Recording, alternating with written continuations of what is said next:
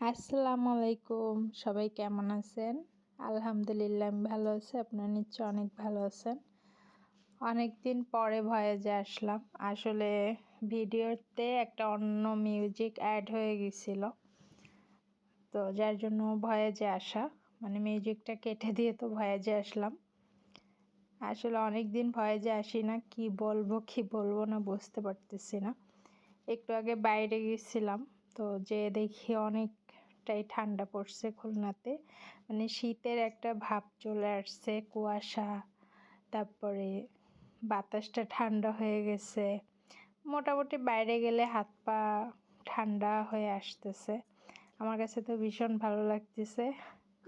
খেজুরের রস খেতে পারি আর না পারি ভিডিও দেখতে পারবো। সবাই খেজুরের রস পাড়তেছে, মানে আমি আসলে রসটা অতটাও পছন্দ করে খাই না, যার জন্য এই কথাটা বলা। তো বাইরে ঠান্ডা দেখে বাসায় এসে আমি খিচুড়ি রান্না করলাম, বেগুন ভাজলাম, মরিচ ভর্তা করলাম, একটু আচার নিয়ে নিলাম। আর খিচুড়িটা রান্না করছি বোম্বাই মরিচ দিয়ে, আবার সাথে একটা বোম্বাই মরিচ নিয়েও নিছি। আজকে খিচুড়িটা অনেক মজা লাগছে খেতে। আসলে ঠান্ডার সময় একটু খিচুড়ি, পোলাও এই টাইপের খাবারগুলো শীতকালেই বেশি ভালো লাগে। গরমে একটু অস্বস্তি হয়, বাট আমার কাছে ভালো লাগার একটা খাবার।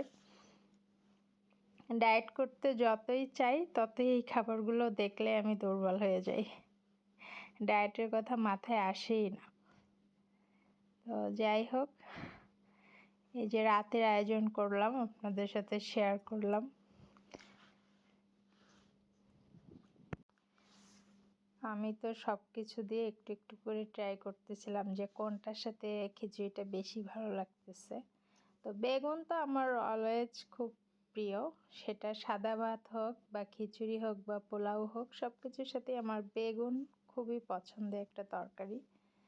তো বেগুন ভেজে নিছি। আমার কিন্তু প্রচুর অ্যালার্জি, তারপরেও বেগুন থেকে আমি দূরে থাকি না কখনোই। অ্যালার্জি যতই হোক, বেগুনটা আমার খুবই পছন্দের তালিকায়, মানে প্রথম স্থানে থাকে সবজি। আর মরিচ ভর্তা, এটা তো আমার মেয়ের খুবই পছন্দের। আর যতক্ষণ বাসায় বোম্বাই মরিচ থাকে, আমি তরকারি রান্না করি বা এমনি ভাতের সাথে সবভাবেই বোম্বাই মরিচটা আমি খাই। আমার ভীষণ ভালো লাগে। তো সবাই ভালো থাকেন, সুস্থ থাকেন। আল্লাহ হাফেজ।